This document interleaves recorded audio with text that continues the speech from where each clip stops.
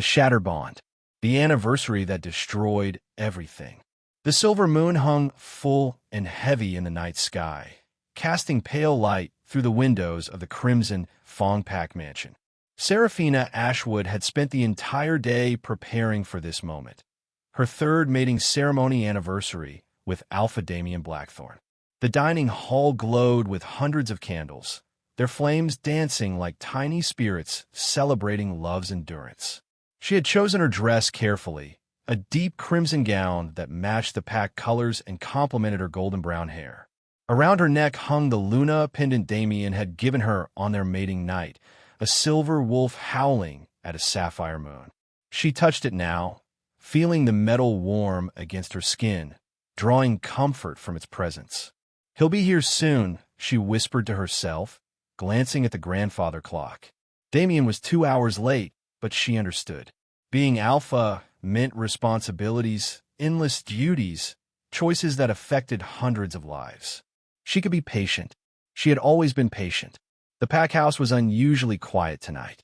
Most members had gone to the neighboring pack for a trade gathering, leaving only the essential staff and guards. Serafina had planned it this way, wanting privacy for their intimate celebration. She had cooked his favorite meal herself, venison with herbs from the garden she tended, roasted vegetables, and the chocolate cake his mother's recipe created. Another hour passed. The candles burned lower. Serafina's smile began to strain at the edges. She pulled out her phone, sending another message to Damien's contact. "Where are you? Everything's ready. I miss you." No response, just like the previous 5 messages. A cold feeling began spreading through her chest, but she pushed it away. Damien loved her. He had chosen her despite her being an Omega, despite the pack elders' protest that an Alpha needed a stronger mate.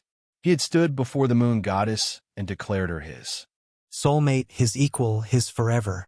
The front doors suddenly burst open, and Serafina jumped to her feet, her heart leaping with relief. But it wasn't Damien who entered. Beta Marcus stood in the doorway, his face pale and twisted with something that looked like pity. Behind him, several pack members filtered in, their expressions ranging from sympathy to poorly concealed satisfaction. "Luna Serafina," Marcus began, his voice careful, measured. "You need to come with us. What's wrong? Is Damien hurt? Did something happen?" Panic flooded her voice as she rushed forward, already imagining battles, injuries, disasters. "He's fine. Physically." Marcus wouldn't meet her eyes. "But there's something you need to see. Please, Luna, come with us now." The walk through the forest felt endless. 20 pack members surrounded her, forming a protective circle that felt more like a prison escort. No one spoke. The only sounds were footsteps on fallen leaves and Serafina's increasingly rapid breathing. They were heading toward the old stone cottage at the edge of pack territory, a place used for private pack business and sometimes as a guest house for visiting dignitaries. Light glowed through the windows, and Serafina could hear voices inside, laughing, music playing softly. Her wolf stirred uneasily within her, whining, urging her to turn back. Marcus reached the door first but hesitated, his hand on the knob. "Luna, perhaps you should. Open it." Her voice came out stronger than she felt. The door swung open, the scene that broke her soul. The interior was decorated beautifully, intimately. Rose petals scattered across the floor. Champagne bottles on the table, 2 glasses half full. Soft jazz playing from a speaker in the corner. And there, on the plush sofa near the fireplace, was her mate. Alpha Damien Blackthorn sat with his arm around a stunning blonde woman Serafina recognized immediately, Vivian Thornhart, daughter of the neighboring Pax Alpha. Vivian wore a dress that left little to imagination, and she was tucked against Damien's side like she belonged there. His hand rested possessively on her waist.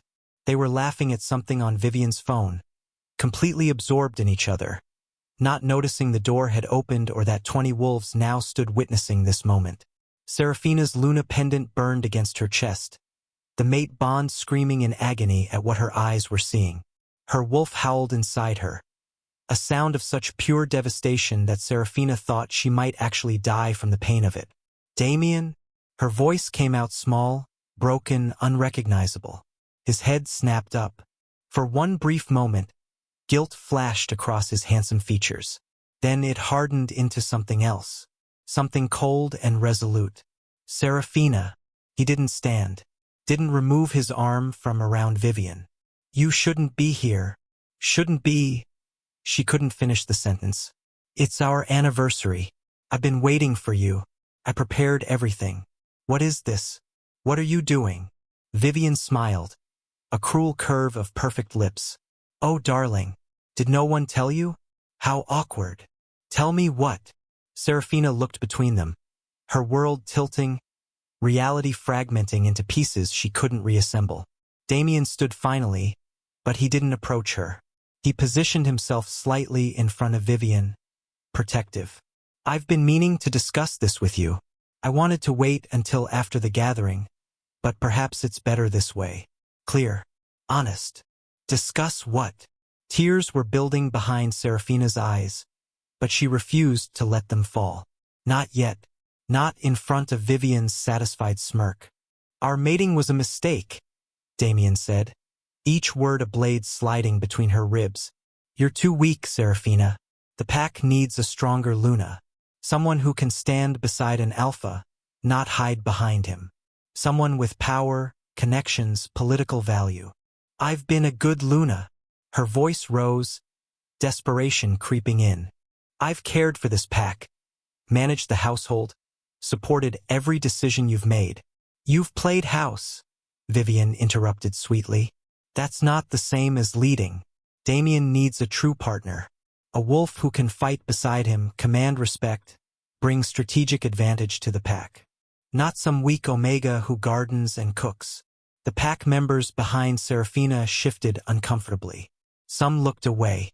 Others watched with hungry eyes, eager for drama. Damien, please. Serafina took a step forward, reaching for him. I'm your mate. The moon goddess chose us for each other. You can't just. I reject the bond, Damien said flatly. The world stopped. Those 4 words hung in the air like poison, like death itself. No, Serafina whispered. No, you can't. Please, Damien, I love you. Whatever I've done wrong, I can fix it. I can be stronger. I can. I, Damien Blackthorn, Alpha of the Crimson Fong Pack, reject you, Serafina Ashwood, as my mate and Luna. His voice was formal now, ritual, final. I sever the bond between us by my will and by the ancient laws. You are no longer Luna of this pack. The mate bond shattered. Serafina felt it like a physical thing breaking inside her chest, like someone had reached in and torn out her heart while it was still beating. She collapsed to her knees, gasping, unable to breathe through the agony. Her wolf thrashed and screamed, clawing at her insides, trying to reach a mate who had just cast them away. Blood dripped from her nose, a common reaction to bond severance. Her vision blurred. The Luna pendant around her neck began to heat, then burn, then crack straight down the middle with an audible snap. Take her to the border, Damien ordered Marcus, his voice emotionless as if he were discussing trash removal. Give her until dawn to clear pack territory. If she's still here after sunrise, she'll be treated as a rogue. Damien, you can't. Marcus started to protest. That's an order, Beta. Hands grabbed Serafina under her arms, hauling her to her feet. She couldn't support her own weight. Her legs wouldn't work. Her entire body was shutting down, overwhelmed by the severed bond's trauma. My things, she managed to gasp. My grandmother's journal. My mother's ring.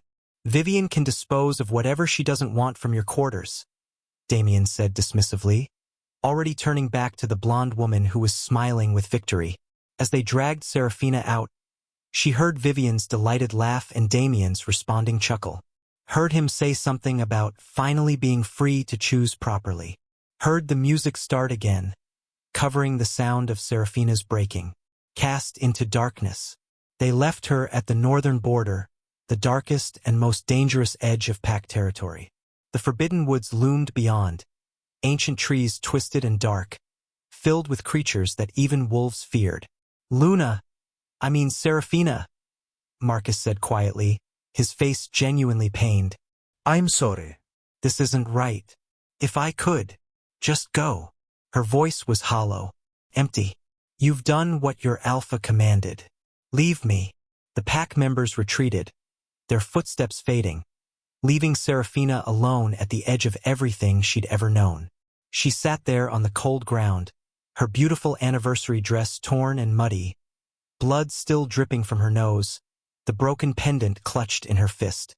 The physical pain was nothing compared to the emotional devastation. Every breath hurt. Every heartbeat reminded her that Damien's heart no longer beat in rhythm with hers. How had this happened? What had she done wrong? She replayed every moment of their 3 years together, searching for clues, signs she'd missed. Had he always felt this way? Had he been pretending all along? Or had Vivian poisoned him against her somehow? It didn't matter. Nothing mattered now. Serafina pulled herself to her feet, swaying unsteadily. She could stay here and wait for death. From the cold, from wild creatures, from simple heartbreak. Many rejected wolves died within days when their mates severed the bond. The survival rate was less than 20%. Or she could walk into the forbidden woods and let whatever lurked in there finish her quickly. She chose the woods, the ancient offer. The forest was darker than any darkness Serafina had ever known. Moonlight couldn't penetrate the twisted canopy. Strange sounds echoed around her, whispers that might have been wind, might have been voices, might have been her fragmenting mind. She walked without purpose or direction, crying silently, letting branches scratch her arms and face. She didn't care. Physical pain was almost welcome, a distraction from the gaping wound in her chest where her mate bond used to be. She didn't know how long she wandered. Time felt meaningless. Eventually, she realized she was singing. A lullaby her mother used to sing. A melody that predated the pack, predated even the oldest wolves' memories. Her grandmother had called it the old song, said it came from their bloodline, from before wolves walked as humans. As she sang, the forest began to change. The darkness lightened slightly, the hostile sounds quieted. And then she saw it. In the center of a clearing stood an enormous stone arch, ancient and covered in symbols that seemed to shift and move in the dim light. Trapped within the arch was a shape, massive, ethereal, neither fully solid nor completely transparent. A wolf, but not like any wolf Serafina had ever seen. It was made of shadows and starlight, ancient beyond measure, powerful enough that even in its bound state, the air around it crackled with energy. Finally, a voice spoke, neither male nor female, echoing as if from a great distance and also from right beside her ear. Finally, one of the bloodline returns. Finally, someone who can sing the old songs. Serafina should have been afraid, should have run, but she was too empty for fear, too broken to care about danger. "What are you?" she asked, her voice raw from crying. "I am Nyx, the first shadow, the wolf who walks between worlds. I was trapped here 5,000 years ago by those who feared my power. And you, little broken wolf, are descended from the one who bound me. Great, so my ancestors were powerful and I'm weak. Story of my life." Bitterness dripped from every word. "Weak." Nyx laughed, a sound like wind through tombstones. "Child, you carry their magic in your blood, in your voice. Why do you think your mate couldn't kill you? Why do you think you survived the bond severance when most die? The old power protects you, even when you don't know how to use it." Serafina looked down at her hands, at the blood on her fingers, at the broken pendant. "I don't feel powerful. I feel destroyed. Destruction is the first step to transformation." Nyx moved within the arch, shadows swirling. "I can give you power, little wolf. Real power. The kind that makes alphas kneel, that turns weakness into strength, that lets you take back everything that was stolen from you." In exchange for what? Serafina wasn't so broken that she didn't understand bargains with ancient spirits were never simple. "Free me from this prison. The bindings are tied to your bloodline. Only one descended from those who trapped me can speak the words to break them. Give me freedom, and I'll give you power beyond your wildest imagination." And then what? You destroy the world. Kill everyone. Why would I? Nick sounded almost amused. I have no interest in destruction for its own sake. I simply want to walk the world again, to exist without these cursed chains. What happens after that is my concern, not yours. Serafina considered. She had nothing left to lose. No mate, no pack, no home, no future. She was supposed to be dead or dying. Whatever power Nyx offered couldn't hurt worse than the agony already consuming her. What kind of power? She asked carefully. The power of voice and shadow.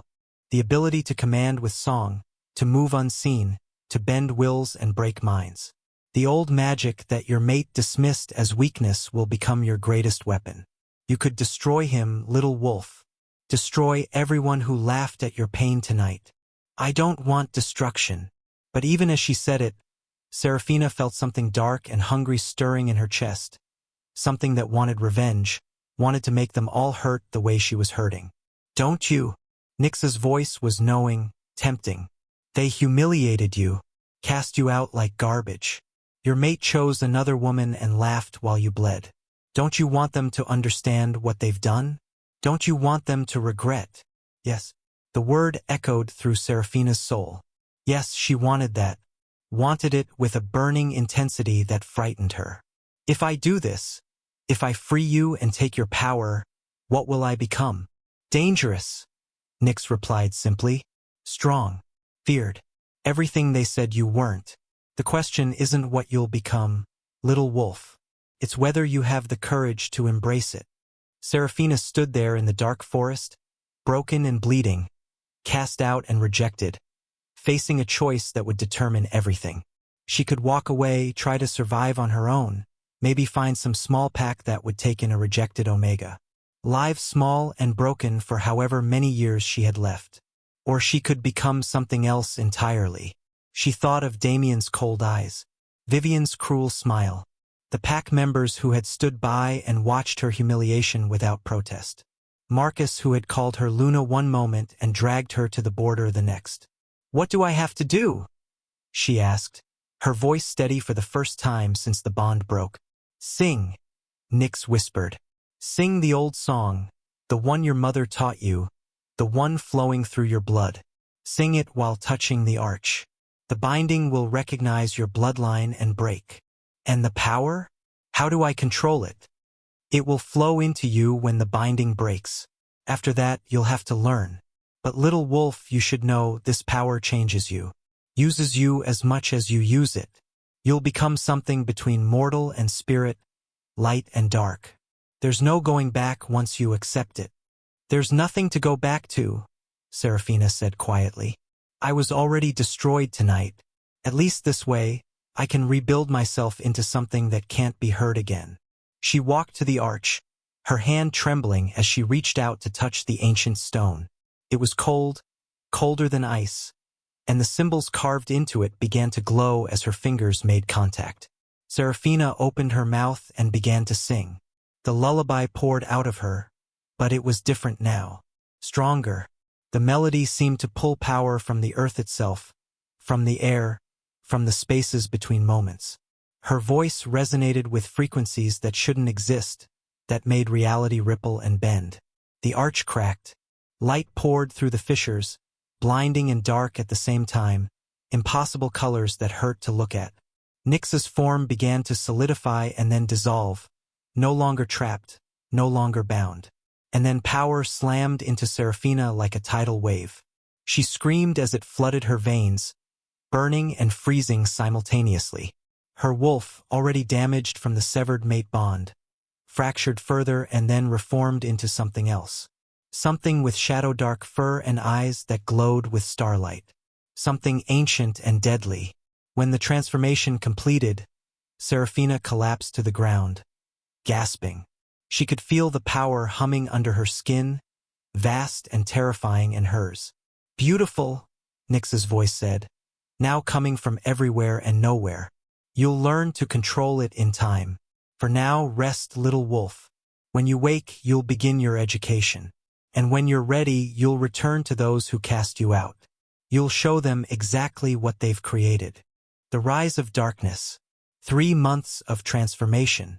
The cabin deep in the Forbidden Woods became Seraphina's sanctuary and her prison.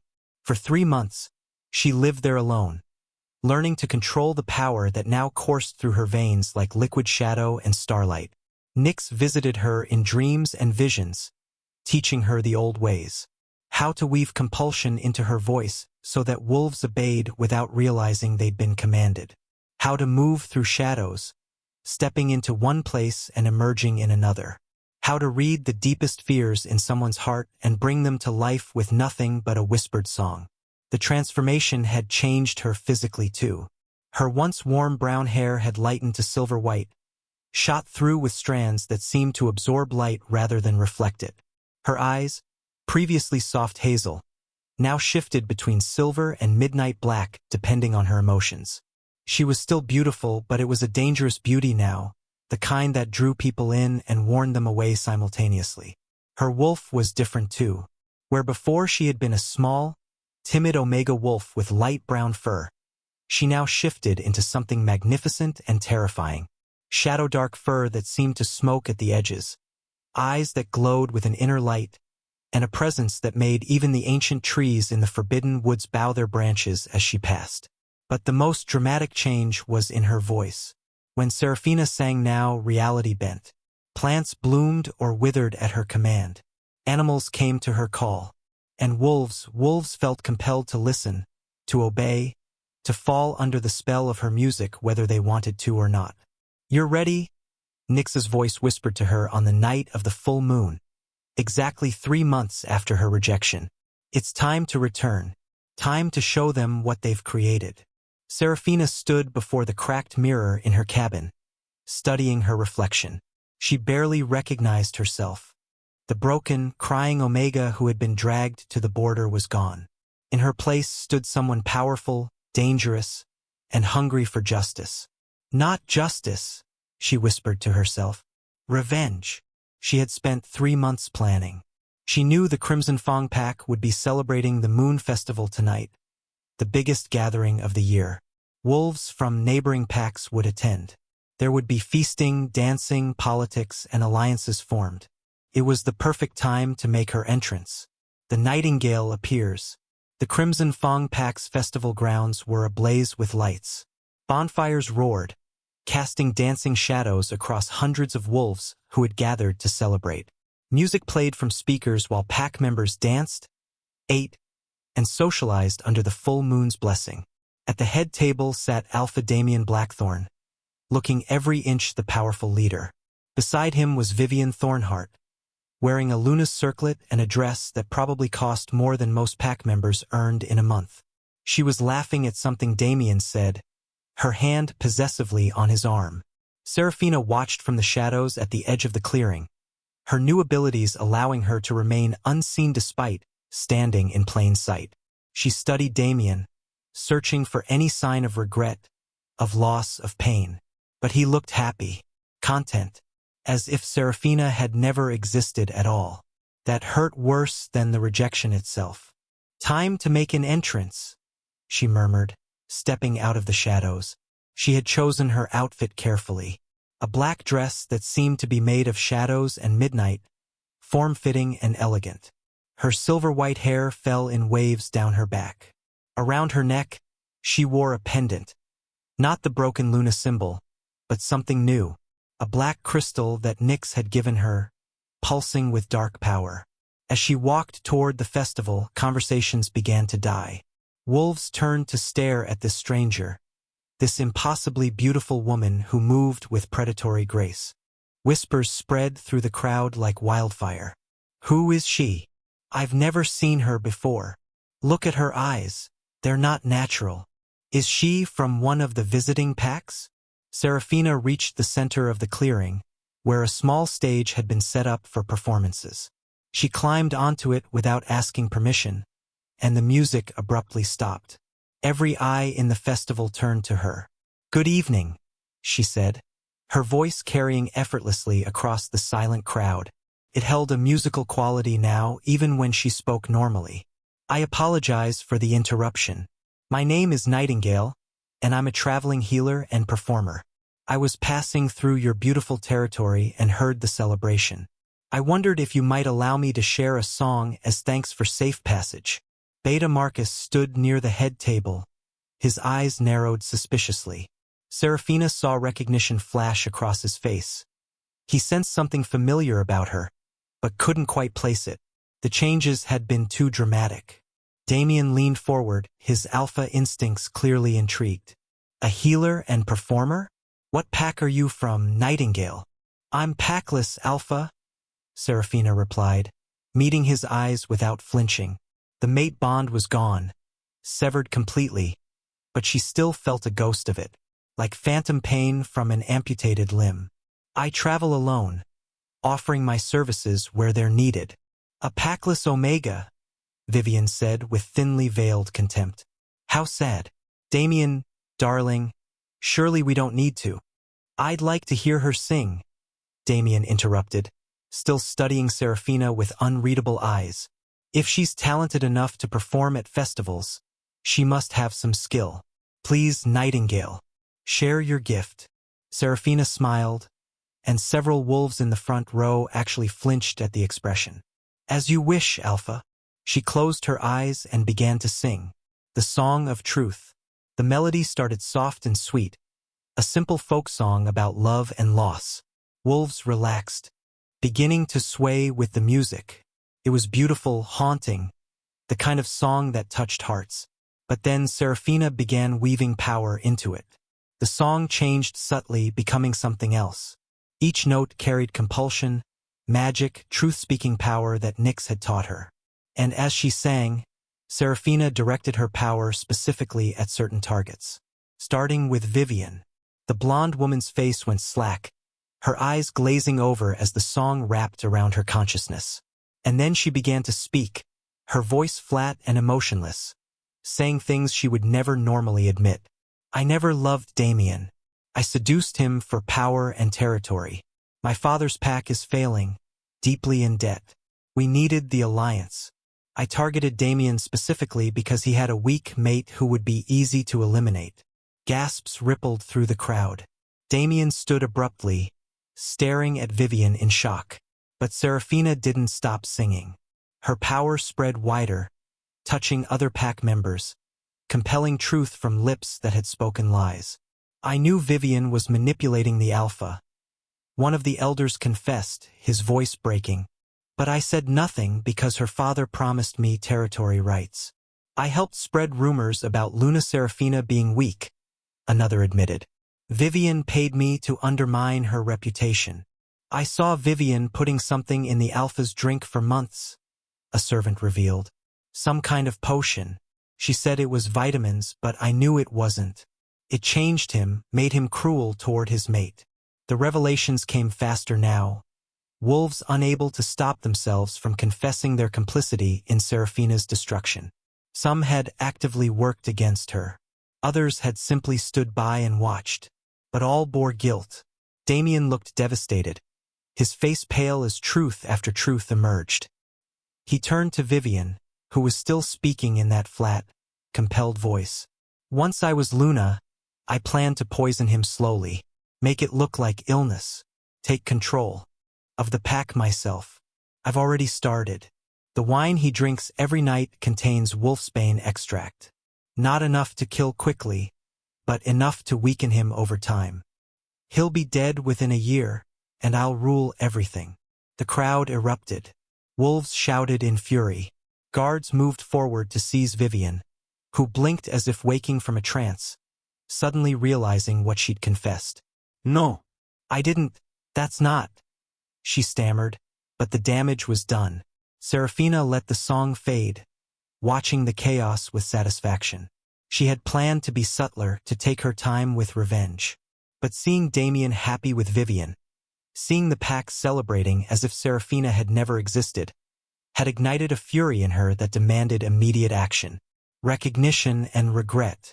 Seize her, Damien ordered, his voice shaking with rage. Guards grabbed Vivian, who screamed and fought. Take her to the cells. We'll deal with this treachery according to pack law. As Vivian was dragged away, still protesting, Damien turned back to the stage. But Serafina was already descending, moving through the crowd that parted before her like water. "Wait," Damien called. "Nightingale, your gift, that was old magic. Powerful magic. Who taught you?" Serafina paused, looking back over her shoulder. "Someone who understood what it meant to be trapped and betrayed, Alpha. Someone who believed I deserved power to match my pain." "That voice?" Beta Marcus said suddenly, pushing through the crowd. "I know that voice. The way you move. Goddess above, Serafina?" The name echoed through the festival grounds like a gunshot. Wolves who had been present for her rejection 3 months ago pressed closer, staring in disbelief. "Serafina is dead," Damien said, but his voice wavered with uncertainty. "The bond severed. She couldn't have survived." "Most don't," Serafina agreed, turning to face him fully. "Most rejected wolves die within days, heartbroken and hopeless. But I didn't die, Damien. I transform." She let the shadows fall away, let her power show fully. Her eyes shifted to that glowing silver black, and the air around her shimmered with barely contained magic. Recognition hit Damien like a physical blow. "No. It's not possible.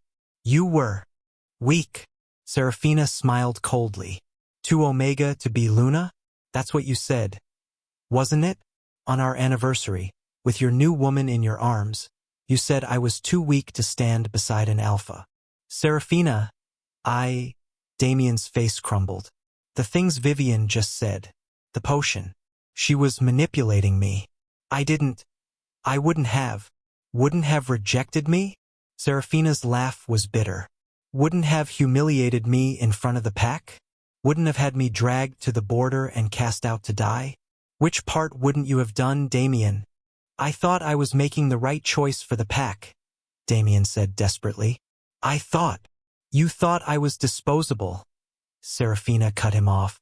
"You thought an Omega mate was a weakness you could simply replace with someone shinier and more politically advantageous. And maybe you were being influenced by Vivian's potions, but Damien, you still made the choice. You still said the words. You still rejected our mate bond and laughed while I bled." Tears were streaming down Damien's face now. I'm sorry. "Goddess Serafina, I'm so sorry. If I had known. If you had known I would survive? If you had known I would become powerful? Then you'd still want me?" Serafina shook her head. "That's not love, Damien. That's not a mate bond. That's convenience and power games. The rival alpha's interest. Magnificent." The voice came from the edge of the crowd, smooth and appreciative. A man stepped forward, tall and commanding, with midnight black hair and ice-blue eyes. He wore the formal attire of an alpha, and his scent marked him as incredibly powerful. "Alpha Zephyr Nightshade," Damien acknowledged stiffly. "This is pack business. And yet you performed this revelation in front of all." "The visiting packs," Zephyr replied, his eyes never leaving Serafina. "That makes it everyone's business. Besides, I'm fascinated by the Nightingale here.